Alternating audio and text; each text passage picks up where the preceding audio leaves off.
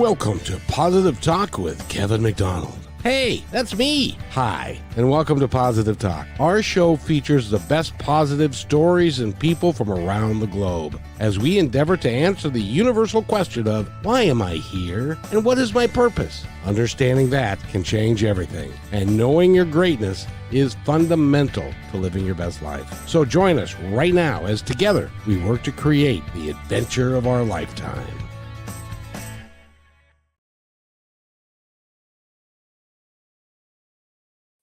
I am so pleased that the guest that we have today, she is dynamic. She is wonderful. She's been on the show before, but this is the first time the Brushwood Media Network people get to meet Kim Lengling, and she is or Lengling, excuse me. She is an extraordinary human being, and we're going to talk about all the things that she does, from Nuggets of Hope to working with the VA and the veterans groups that she works with, which is, I think, is the most remarkable thing on the world. She's also an author. She's also a podcaster, and she is just a wonderful, wonderful human being. And I guess the best people live in Pennsylvania. I don't know that, but I keep hearing that. So, and there's a few. There are. Kim, welcome to the new Positive Talk with Kevin McDonald. How are you? I am doing great. It's been a few months since we talked. Yes, indeed. And by the way, and she has been under the weather. She's being a real trooper to come out today, and so we give her grace for being able and willing to do that. And Kim, you're just one of my favorite people because you mean a lot to your community. You mean a lot to the people around you. Everybody that you touch, you help, and it really is cool. So I want to thank you for being who you really are. Thank you. That's very humbling, Kevin. Very humbling. It should not be, because it's like you have taken the opportunity when you get a message from somewhere, and it says, "I think you need to do this." And you go out and you do it. There's so many people that get that message and go, I don't know how. I don't know. I don't think. I'd be embarrassed, or I don't want to. So you do so many good things. It's just amazing. You mentioned that, like, I call them nudges when I get that nudge. Yes. It's people don't want to do it because it's going to push them outside their comfort zone. Yes, and they don't want people to judge them. You know what my thought on that is? I don't give a hoot what people think of me. If they think I'm a weirdo or a crazy lady, that's perfectly fine. They're not the person I'm supposed to be talking to then. Well, that old saying, which is, it's none of my business what you think of me. Exactly. So everybody should just mind their own business. And if you got something to say, make sure it's something nice. Be kind. That's a rule around here, and I try, except when I'm driving. I have trouble with that, but we're human. We all have those little devils that perch on our shoulders every once in a while saying, why are you going so fast? Why are you doing that? Why are you tailgating? All that kind of stuff, Yeah, exactly. Oh, I have it too. Ooh, I got quite a temper when I let it go, but I try not to. Well, as long as you're I kind of call it venting. And as long as you're in your car and the windows are rolled up and nobody can hear you. One time I yelled at a guy, and I thought the window was up and it was down. And he whipped around and looked at me, and I was like, "Oh, sorry, didn't mean to." I accidentally cut someone off. I didn't see him. I literally just did not see the person. It was ridiculous how close we came to really having a bad accident. I was getting all kinds of finger gestures. And his windows rolled down, and he is yelling all kinds of words at me. And I was so stunned that I had done what I had just done. I kept doing this, with my hand, I'm like, we're okay. Everyone's okay. And I just kept doing that. And he kept giving me finger gestures. And my daughter was with me, and she says, "Mom, I don't think he cares if we're all okay or not." She said, but I kept saying it. We're okay. We're okay. We're all okay. And I was yelling it. It was ridiculous. Well, and I don't know what he was expecting or what he was hoping to get from you. I mean, you were driving your car. It's not like you could stop and then get out of the car and bend over and apologize. You know what I mean? Well, It's and I obviously I was saying I was sorry, and he saw that he just wasn't in a good place to receive it, apparently. And it was completely my fault. It was just, one of those times where I just didn't see him. We came so close to smashing. It was just, I threw myself off on that one. So just one of those days that stuff happens. It does, but 99.9% of the time, you're always looking for. And this is, by the way, if you really want to make a difference in people's lives, I would love you and I would invite you to do what Kim does. And I'm going to have you tell the story because it is so heartwarming. And it was a nudge from above or somewhere that said, "Hey, why don't you do this?" And it impacts the world one person at a time, which really is all we can do, is one person at a time. And Right. so tell us the story of the nuggets of hope. Nuggets of hope. It's been close to 2 years now that I've been doing this. And I had gotten a nudge, like I said earlier, I get nudges. And the word hope was showing up everywhere. I was reading it, hearing it in songs, seeing it on television, hearing it on the radio, internet, wherever. I was seeing and hearing the word hope. And I'm thinking, okay, well, maybe I'm supposed to do something with it. And the nudge was so strong that I was supposed to do something with this word hope. And I'm going, well, what am I, who am I? What am I supposed to do with this word? And then I thought, I have these positive affirmation cards. It was like a small deck of them. I don't even know why I had them. The kind that say, "You're awesome, you're amazing, you're a rock star." So I had a little packet of those, and I just put them in my purse and started carrying them with me. And when I would be in the store, grocery shopping or wherever, I would pull one out and I started tucking them around the store. I tuck them in like a jeans pocket, and I put them in with the motor oil or wiper blades or milk, wherever I was at, within the underwear aisle. I was tucking these little cards everywhere, thinking whoever needs to find them will find them. And they're going to, read that card, and that's going to be the person who needed to hear that they were awesome that day. And then I was like, okay, maybe that's what I'm supposed to do. But I still kept getting this nudge. And then the word hope started showing up even more. And I'm going, oh my goodness, what am I supposed to do? And then I got a very strong nudge saying, in my head, you need to be a nugget of hope to people. You need to personally be a nugget of hope to another person, like face to face. And I'm like, no, Ain't doing that. I don't want to approach strangers, because that's how the nudge was coming to me. You are to approach, and not people, your friends, family. You are to approach. Okay, my nudges come from God. That's where I feel that they come from. So my message that I feel that I was getting was, you are to approach who I point out to you. And I'm like, oh, goodness gracious. So I'm like, all right, these little cards probably aren't going to do it. And I didn't know what to do. And I'm like, well, nugget of hope, nugget of hope. I guess I could be a nugget of hope. Then I went, nugget, nugget. Oh, maybe I can find a stone or something. So I found these really pretty polished stones that have the word hope engraved on them.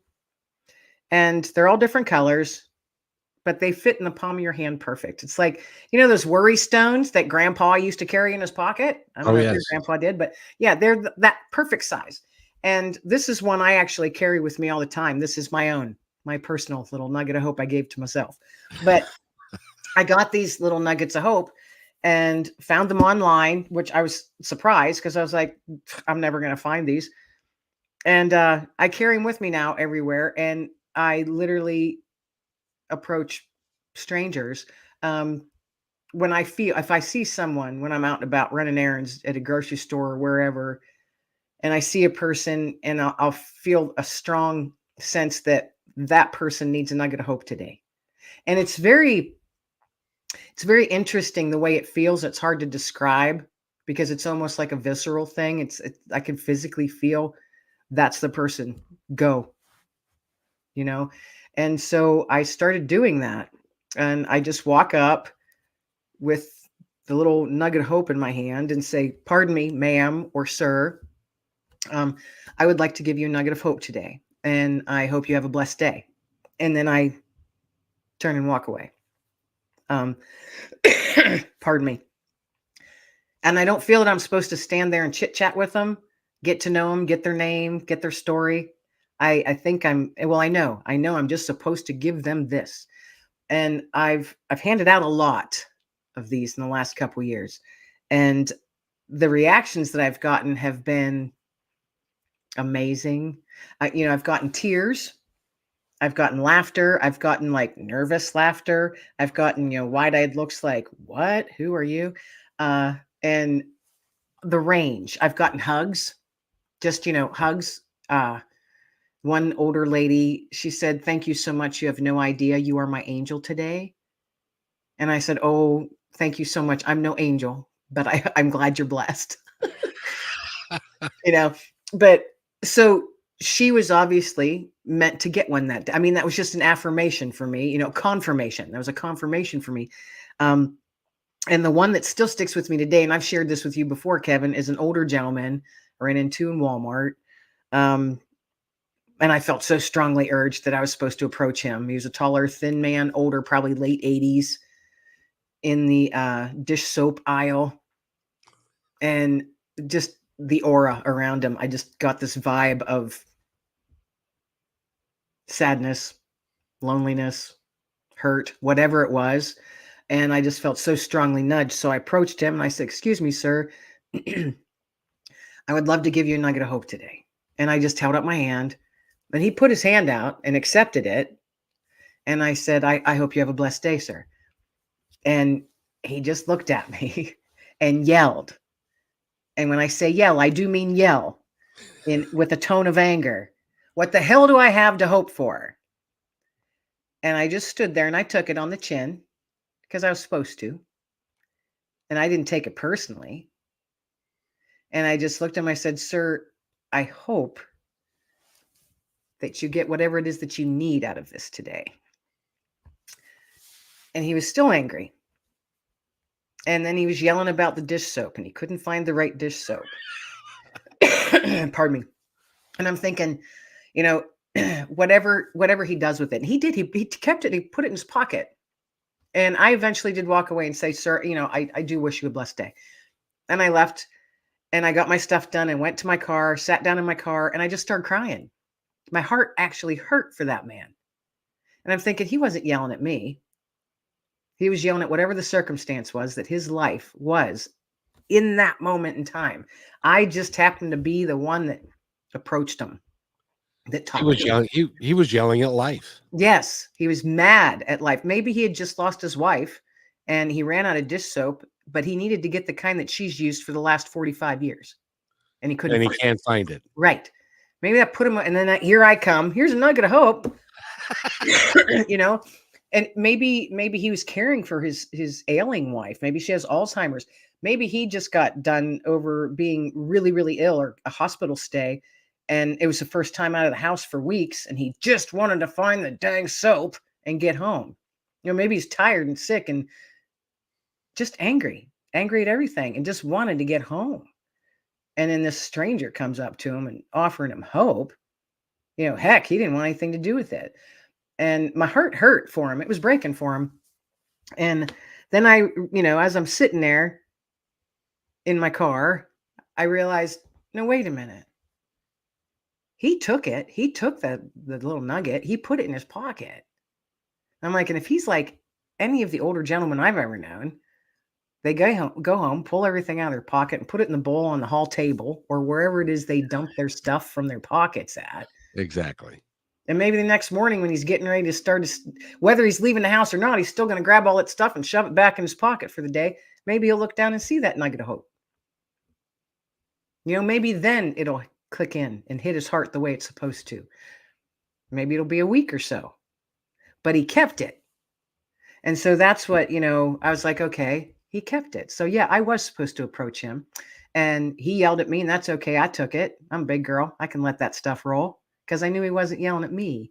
And that's one that just sticks with me all the time.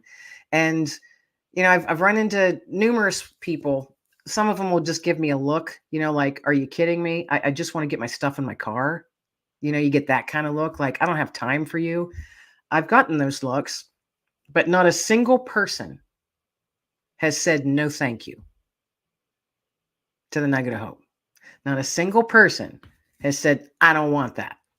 Not a single person has said, no, here, you take it back. Every person has taken it. It means a So, lot. yes. And if you think about that, the change that one person can make in your slice of the world, like you said earlier, that ripple effect will happen. Because who knows? And no one's saying that they have to keep it. Heck, I would love it if they had it for as long as they needed it, and then they turned around and passed it on to somebody else and say, you know what, some crazy lady gave this to me in Walmart parking lot. And I've got what I need. So here, I think maybe I'll give my nugget of hope to you now. I was going to tell you that when you were talking about the lady who said, "You're an angel," and you poo-pooed it and say, "Hey, I ain't no angel." But think about this, and I would love for you to write, since you're an author and you write books, I would love for you to write a nugget of hope, stories from the stories from I don't know what, but because this lady that said, "You're an angel," and you said, "No, not really," and then you walked away. I just have in my mind that she went home and one of her relatives or one of her friends was there and was having a very bad day, and she told her the story of this angel came up to me and gave me this nugget of hope, and now I'm going to give it to you because that's what this angel would want me to do, because you need it more than I do. And that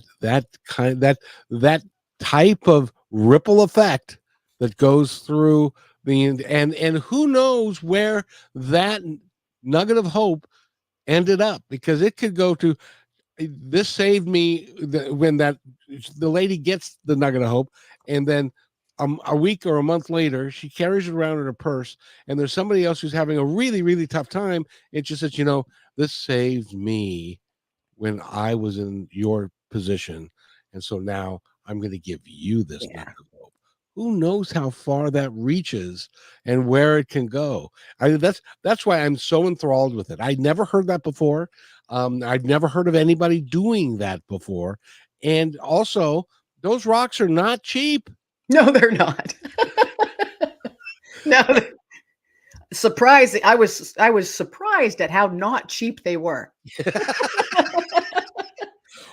but But you I felt very strongly this is actually, it popped in my head what these look like. And I'm like, are those even made? Can you find those anywhere? And I say surprisingly, but it shouldn't be surprisingly. I found them relatively easy because I was supposed amazingly to. enough, yeah. Yeah, as if you were absolutely supposed to. And that's how, by the way, ladies and gentlemen, in our opening we talk about knowing your greatness, and it's the adventure of a lifetime. If you stay open to life, life will present you with wonderful things, wonderful ideas, and will just show up. And that's one of the things I love about you, is that you were open to the idea. You didn't say, "Oh, that's silly," and you didn't poo-poo it, because it kept on coming until you acted on it. But you were doing what you felt in your heart was the right thing to do, and you said yes. You said yes to life. You said yes to the nudge, and that is profoundly helpful to a lot of people that are listening to this who are not saying yes to life yet. Because everybody gets those nudges, however they come to you. Yes. And you'll be like, oh, I had this thought, but it's not anything I could really do. Well, you were given that thought for a reason. Just think it out. Or not. just do it. You know, sometimes you just have to do it. You just got to pull up your big girl pants or your big boy pants and just do it. Uh, the world needs more people doing acts of kindness than it does acts of division. Because that's all this world seems to be anymore. It's online, it's in your news feeds, it's on television, radio, wherever. It's always divisive, or this person doesn't like this person because, or that person, it's just on and on and on. And to me, it is such a waste of time and energy, because this is a beautiful world we live in. It's an absolutely beautiful world we live in. Just, shut up for a minute, quit being the noisemaker, Yeah. and just listen. I'm fully convinced, and we need to take a quick break, but I'm fully convinced that if everybody had that attitude, uh, war would cease, that the hate, division, and fear would go away. People would start living their lives like they really meant it and meant to have a wonderful life and to share that with their friends and family and those that they know, who in turn do the same thing. And it's kind of like a network marketing thing, is that you start inviting people and it becomes a great big thing. We need to take a quick break for our Brushwood Media folks, and we'll be right back after these messages. You're brilliant, by the way. Simply brilliant. Sorry for coughing so much. No, you're doing great. You're doing great. And so And welcome back to Positive Talk with Kevin McDonald. I'm so glad you're here. We've got an amazing guest. And, we were talking about nuggets of hope and what she does with that. Oh, we've just scratched the surface, just the tip of the iceberg, as it were, because she does so much. But let's talk first of all about your writing and Paw Prints on the Couch, which is a #1 new release, by the way. Yeah.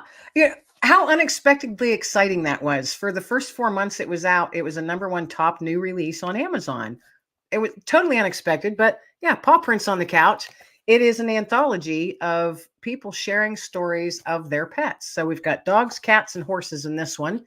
Just happens to be the people that wanted to share in the book. And they're stories of the pets, that how they enrich your life, or how they've changed your life, or maybe even how they've saved your life. For me personally, my dogs, my animals that have been in my life have been instrumental in my mental well-being. And I know that that's the case for many, many folks out there. I just happen to be a veteran who lives with PTSD, and my dogs that I've had, the one I have currently and the one I had prior, were always so in tune with me. Like if I have anxiety or nightmares, they would be nudging me, nudging me with their head or scratching at me. So my focus would change to them. And then you realize, okay, you're not alone. You don't have to fight this battle by yourself. You got your buddy right here with you, who just happens to be one of the purest souls on the planet. And that's what dogs have, I think, just the purest souls, and they add so much to your life. And I wanted to share those kind of stories, kind of like a chicken soup for the soul type of book. Yeah. So that's what this is, Paw Prints on the Couch. And then I'm working on one right now. It'll come out this fall, and I'm excited about. It's going to be called, it is called Paw Prints on the Kitchen Floor. So you can see a theme kind of going there. And that one's going to be the same thing, just with different people, different stories, different animals. But I'm really looking forward to that. And hey, if any of your listeners have a story about their pet that's just awesome, could be quirky, funny, heart-wrenching, however it is, and you want to share it and get it out into the world, let the world know how awesome your pet is, you can contact me through my website, and we'll get in touch and chit chat, and we can see if we can get your story in the book. That is KimLenglingAuthor.com. And that is Lengling. I never asked you where that name came from, but anyway. It's my ex-husband's last name. It's actually German. Ah, It's a German. Yeah. So Very good. And if you go there, and then you could become, think about this. You're you have the you could become a published author.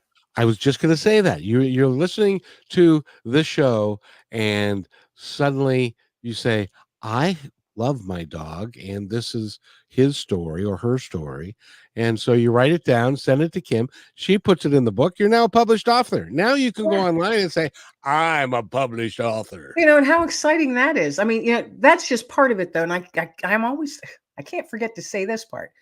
Portion of the sales, online sales, goes to a local no-kill shelter in my area. So with the first book, I've already been able to do two nice donations to this no-kill shelter. And the second book, it'll be a different shelter. I'm going to choose another shelter, but I'll do that for 12 months after the book is published, for 12 months. So once a quarter, as long as there's sales, I'm able to provide a donation to a local no-kill shelter for animals. So that's the main reason and passion behind getting these books out. So Paw Prints on the Couch, I've already been able to make 2 donations, which is super exciting. And with hopefully in August, when Paw Prints on the Kitchen Floor comes out, I'll be able to do that for another well-deserving shelter, because all those shelters, folks, they all need not only volunteers and time, but they need money as well. Oh yeah. And that's hard to come by, folks. We all know that. So if I can do my little bit to help those animals find a forever home, by golly, I'm going to do it. And if you want to be part of that mission with me, because it's coming from my heart. If you want to join with me on that heart mission, love to have your story included.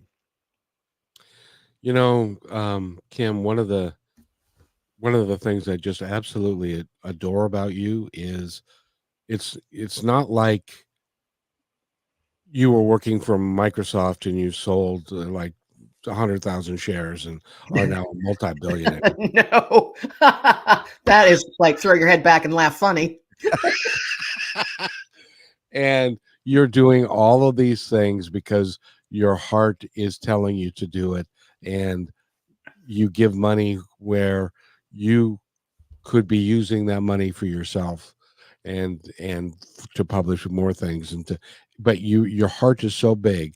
And in the second half of the show, don't you dare go away, because we're going to talk about something that I have referenced to many veterans who have since come on the show and told them your story about what you do, and each one of them had a tear in their eye about what you do, what you and your friends do in support of our veterans. And then we went down the road and talked about PTSD and all the things that they're faced with when they come home. And so we're going to talk about that after we do our next break. And we're talking with Kim Lengling, and she's the author of Paw Prints on the Couch. She's got another book coming. She is an extraordinary lady. And by the way, I believe that if somebody wants to in our audience, if you go to, and please, I would highly recommend that you do this. If you go to kimlenglingauthor.com, Dexter, her office manager, tells us that she loves a nice cup of coffee.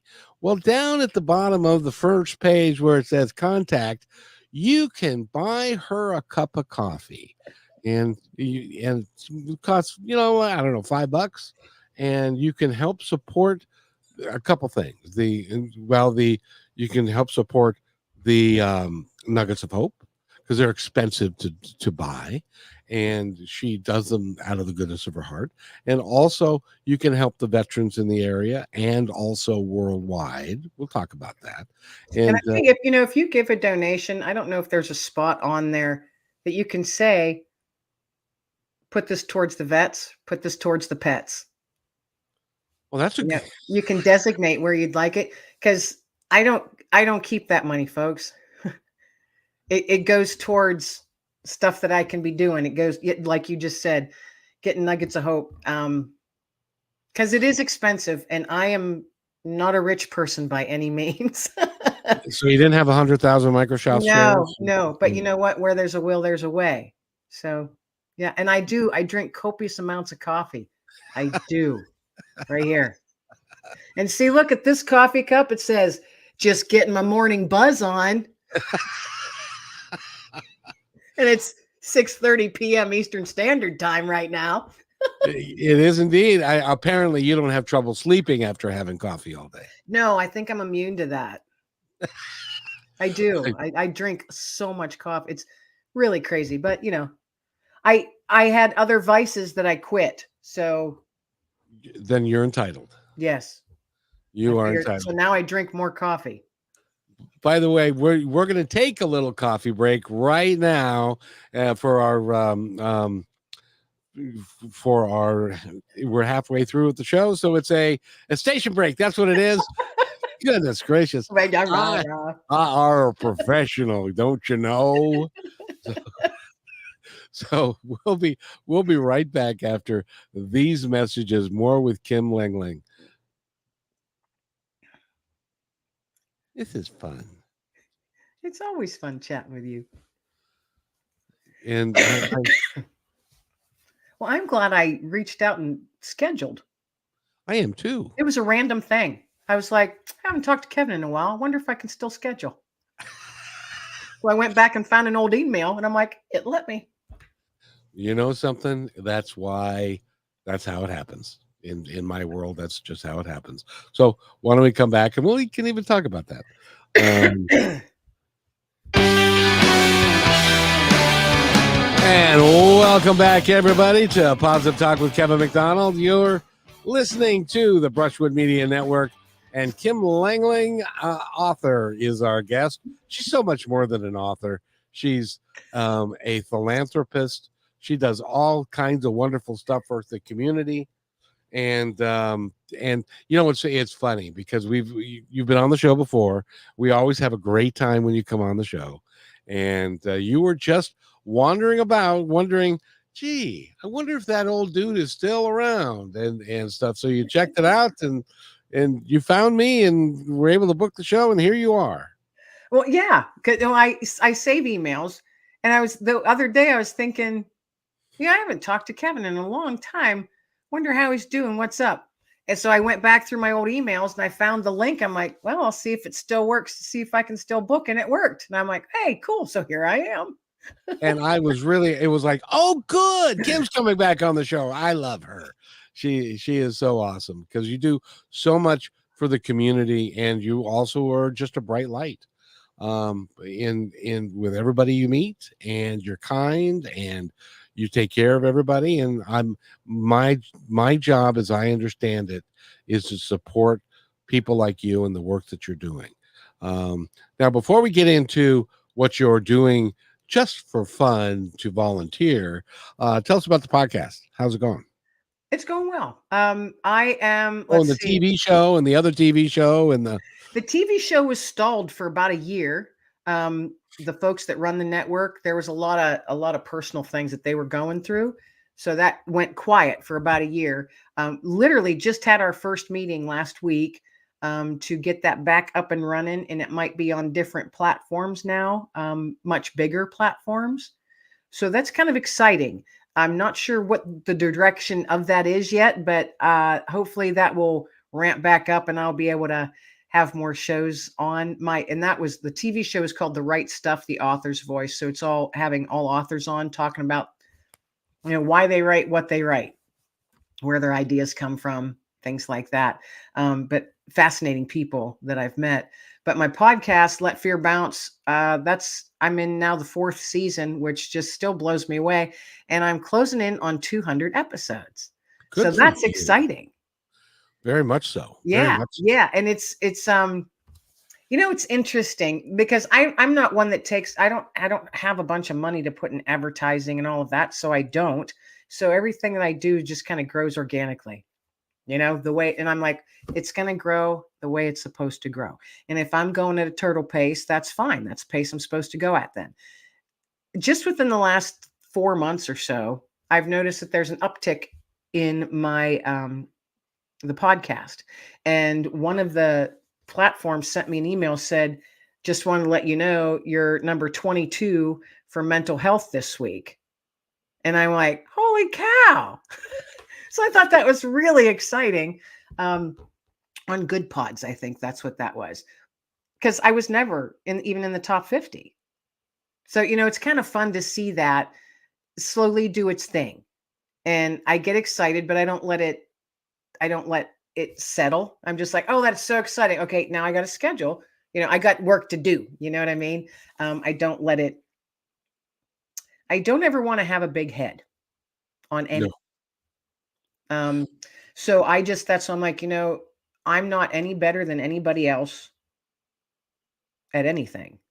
I'm doing my own thing the way I feel I'm supposed to be doing it. And if it's slow go, that's okay. If it climbs and reaches a mountaintop someday, I will do a big old happy dance. And then I'm going to turn around and see who I can bring with me. Because I feel that's the way it's supposed to be. Just like you mentioned, you feel your job is to support people like myself. And I know you support a lot of your guests just by who you have on your show. You're supporting them doing that. So that's like that. That's what you feel you're supposed to be doing. And you do a dang good job of it, So go you, Kevin. Oh, you're too kind. But I really feel like, and this is what I'm hoping for. I'm hoping for that podcasts like yours and podcasts like mine and radio shows and whatever I'm doing, television, YouTube and all that stuff, they grow so that our platform can be bigger, so that we can put more money into the platform so more people can hear how important it is to have a positive message, to be kind, to take care of people, and the results of which can be life changing and can begin the adventure of a lifetime if somebody chooses to go down that path. Right. And so that's why I really want everything that you do to be successful, because I know in your heart that it's not like you're going to squirrel away all these profits in the mattress. It's going right back where it came from. Right. If I had unlimited resources, and I often sit there and think, if I didn't have to worry about monthly bills, the things I could do. Oh. But then I'm like, Kim, don't wish for something that you don't have. Appreciate what you do have and do the best that you can with it. So that's what I'm doing. And that is remarkable. It just simply is. And congratulations, because you're doing so much. And you're also doing things with your veterans group in the area. And tell us a little bit about what you're doing there, because, and by the way, don't go away. This is a remarkable story, in my opinion. Well, it was 24 years ago, which still amazes me. Seems like day before yesterday, doesn't it? It truly does, actually. 24 years ago, myself and at that time, the wife of the commander of the veteran post that I am a life member of. It's a Veterans of the Vietnam War post. I am not a veteran of the Vietnam War. I'm way too young for that. But our post is open to any honorably discharged veteran. So I'm considered the kid, and I think I am the second youngest. I'm in my mid 50s. I'm the second youngest one in the post, and they still call me kid. So I love it. Like, you guys can call me kid all as long as you want. But 24 years ago, myself and Lori, and the commander's wife at that time, it was 1998, I believe, around that time. Yeah. And we sent 6 boxes just filled with candy to post members, grandchildren or children that were currently serving, that were actively serving and deployed. Just 6 people received a box of candy at Christmas time. And we got back 6 really amazing thank you letters. Just amazing. And at that time, it was, folks, snail mail. There wasn't email and cell phones and all that. So we received actual letters in the mail. And then we thought, well, I wonder if we could do more. So we started asking people, members of the post, do you have anybody in your family serving? And we'll send them boxes. So there was a few more. So then it got to like 10 or 12, And then 9/11 happened. So we continued to do that. Not every month, but maybe every 3 months, we'd send those little boxes of candy. Then 9/11 happened. And this gets me. Oh, dang it, Kevin. Every time I'm on your show, I cry. I gotcha again. Yes. I feel like Barbara Walters. God. Yeah. I was on the phone with Lori, and I was at home with the television on, watching the second tower fall. Oh. And waiting for my daughter to get home from school, because when I called the school, they said the buses had already come to bring the kids home, because I was frantic as a mom, get my kid home. There were fighter jets flying over my house. I'm just happened to be on that path going up to New York. So I was frantic to get my daughter home, and Lori calls, and she's watching TV too. And we didn't know what to think. We were in shock, and we're like, are we really seeing what we're seeing? Is this really happening? And then we both went, oh shit, we're going to have to pick up our game. There's going to be so many troops being sent everywhere. We can't let them think that they're not thought of. We have got to do something. Oh my gosh, what can we do? So our brains just went crazy. And over the next few days, and if anybody that was alive at that time knows the patriotism that just surged in this country. Crazy surge of it. And we made a few phone calls and just said, we need donations. And they came by the truckloads. Donations of items to ship, snack items, personal hygiene items, toilet paper, whatever, something that we could pack in a box. And for 2.5 years, my dining room, I didn't have a dining room because it was filled with boxes of donations from floor to ceiling. And Lori's, she had a spare bedroom that was filled from floor to ceiling. We literally just had little paths to walk through for 2.5 years because donations just came. And every month we sent boxes out, and we sent those first, I would say 10 years, because it's 24 years now. First 10 years, we sent on average 400 to 500 boxes a month, all by donation. That includes postage, because postage isn't free. So our boxes average anywhere from $18 to $27 a box. And we were able to do that for 10 years, 400 to 500 boxes a month. That's crazy if you think about it. And now we're in our 24th year. We don't ship that many anymore. We ship about 100 to 150 a month. That's still a lot of stuff, still a lot of boxes, still a lot of people. And we just had, and folks, please don't think that we don't have people serving everywhere, because we do. There are many hot spots around this globe right now. And we just had a local unit of 300 soldiers were just deployed on New Year's Day. And our post was there to see them off. So that just added 300 people to our list to send monthly boxes to. For those of you that may not fully be aware, there is real recently, there was 3 soldiers were killed just in the Middle East. And they were on this base, and this base had 200 or 300 soldiers in it. And it was like in the desert. It was this clump of land in the desert, and it's not like they could go down to the 7-Eleven store down the block and pick up stuff. So when they get a box like that and they're in a place like that, it means an amazing amount to them. Oh, I have a story to share with you, and I don't know if I shared it with you before. Do we have time? Yes, we do.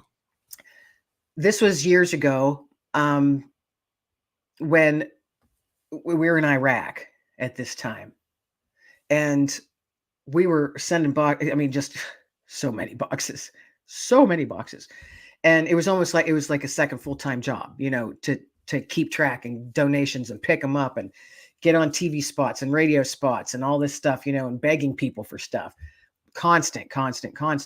and working full time and raising a kid, but it was so worth it. But anyway, we would send a box to somebody and they'd be like, okay, well, my unit of 16 that I'm with right now, I've got 4 guys who don't receive mail from anyone ever. And we're like, if you want to share all the names, we keep them strictly confidential. Everybody in your unit will start to get a box from us. So a lot of times that's how our list of names would grow, is because they'd share it with their buddies, and we wanted that. Or chaplains would contact us and say, my Marines are really struggling. Are you able to send 25 boxes? I got 25 Marines that really, really need some moral support. Can you help me? And we're like, yes. So that's how it happened a lot. We'd get a lot of emails from chaplains that were in war-torn areas. So many stories. Oh my goodness, so many stories. So many incredibly heartbreaking stories, because not everybody comes home, unfortunately. And you get to know them when you're sending stuff, and you get to know their families because they come and help you pack the boxes. And we call this project Support Our Troops. That's what we call it. And we pack boxes every single month of the year, every month without fail for 24 years. And this one story, it was a lady, she was a major, and she had 8 other ladies in her unit. And they were in a tent out in the desert because that's what they had. And she said, if you wouldn't mind, we could really use some toilet paper and feminine hygiene products. We're like, wow, they're not getting what they need there. So, of course, we hear something like that and we go on a mission, and we sent them a ridiculous amount of toilet paper and feminine hygiene. It was enough to last those 8 ladies like a year and a half. And we were getting random other stuff for females, and, like body lotion and nail files, anything. We said, we got a unit of ladies that needs our help. Oh my gosh, people went crazy. And we got chocolates. I mean, we got all kinds of amazing stuff to send in these huge, huge boxes. We shipped them huge boxes. It was so fun to pack them. And it was this random one. It was a Clairol hair color. And I went, Lori, should we send this in there? And she goes, yeah, just chuck it in the box. She goes, you never know. And I'm like, but they're in a tent in the desert. And she goes, oh, just throw it in there. So, and we were sending it all to this one major because she asked us to send it in her name, and then she would be able to get it to her ladies.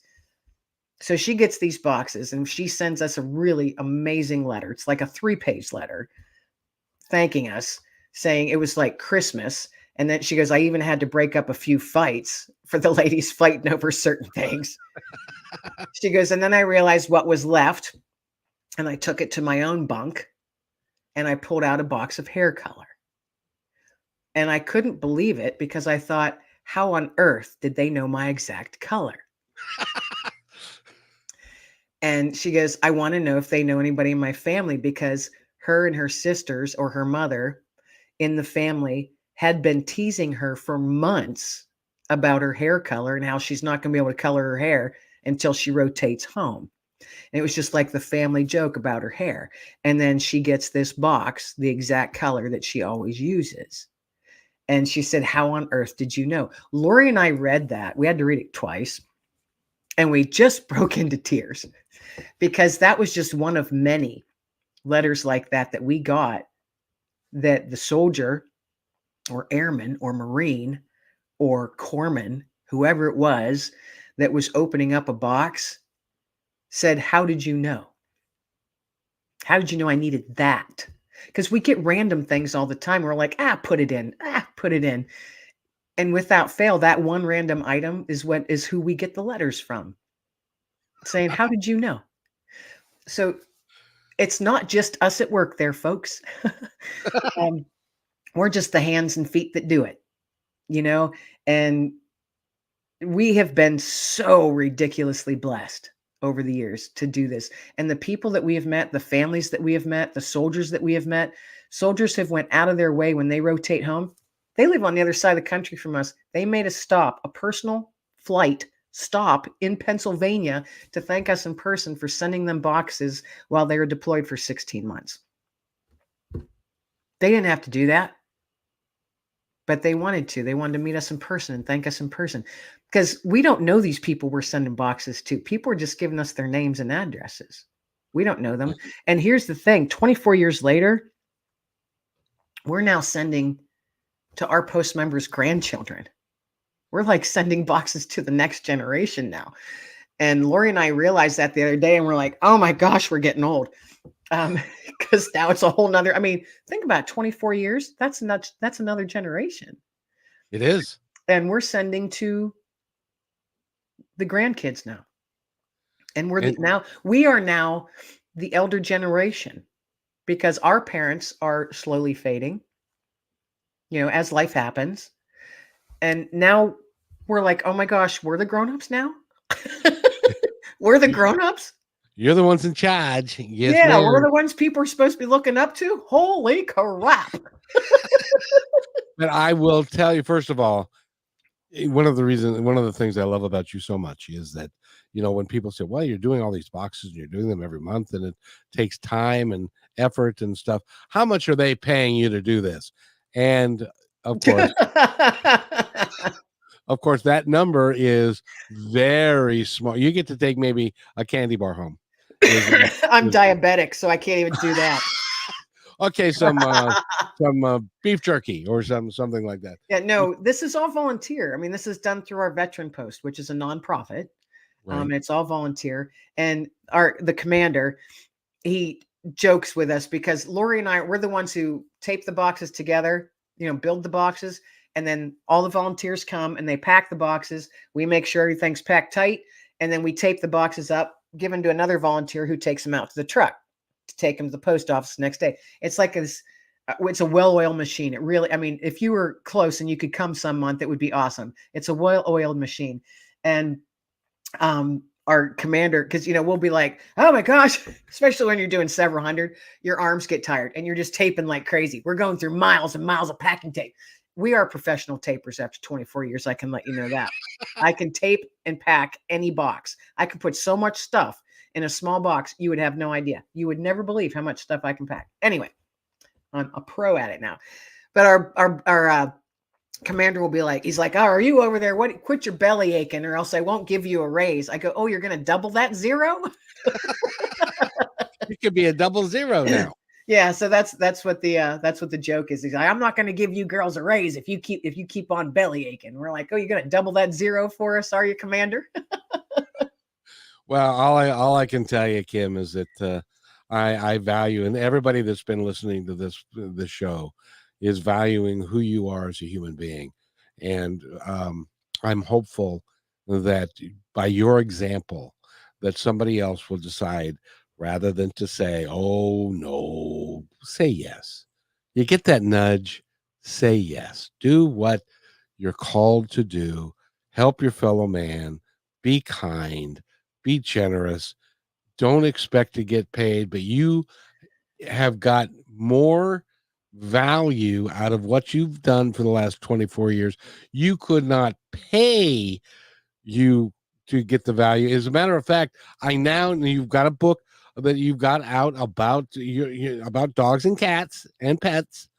Now you've got to have a book out about Nuggets of Hope and the stories behind that. And now you've got to have a book out about the veterans and how you have been helping them, because those stories mean a lot to people who would read them. Well, Nuggets of Hope, that is a book that's in the works. Good.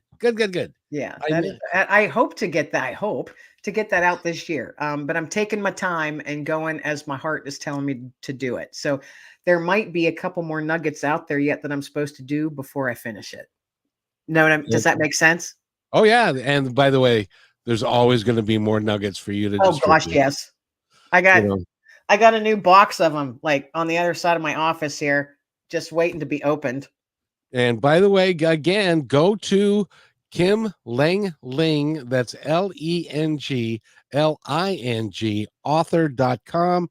Front page, bottom, there's a beautiful dog, and who is what's his name again? Dexter, that's right. Yeah, he's my office manager. He keeps me on track. Buy her a cup of coffee so that she can continue to do this work, and she might even tell you where you can get these nuggets yourself. And I was, so that I was you just can going do to that. say, do something like that or not. Come up with your own thing. Exactly. You can Whatever you're nudged to you do. can be a nugget of hope in so many different ways. A nugget of hope is a smile at a stranger. You never know what that smile is going to do to that person's day. That's exactly right, Kim. Sadly, we have to go, but you're going to be a regular on, so be looking for more episodes with Kim, because I just can't stay away. You're just too wonderful of a human We'll being. always find something to talk about. We will. And this is kind of recapping what we've talked about before, but for our new friends that are out there, we are very appreciative of you and of Kim and of all the things that we're doing. So I really appreciate it. Is there anything you'd like to add before we go, my friend? No. Hey, you want to get in touch with me about the book? You want to, be a co-author in the upcoming book? Go to my website, kimlenglingauthor.com. Just send through the contact on Dexter's page. And it was, hey, I'm looking forward to chatting more with all you folks out there. So have a beautiful, blessed day. Thank you, Kim. Hey, thanks for enjoying this episode all the way to the end. Please give us a like and subscribe to this channel. This has been a production of PositiveTalkRadio.net. Please visit our website, oddly named PositiveTalkRadio.net, for more details about us and our mission, which is to provide great positive programming designed to inspire us all. I'm Kevin McDonald, and I'm proud of these shows, and I truly hope that you'll like them and share them with friends and family. So on behalf of our entire team, remember, be kind to one another, because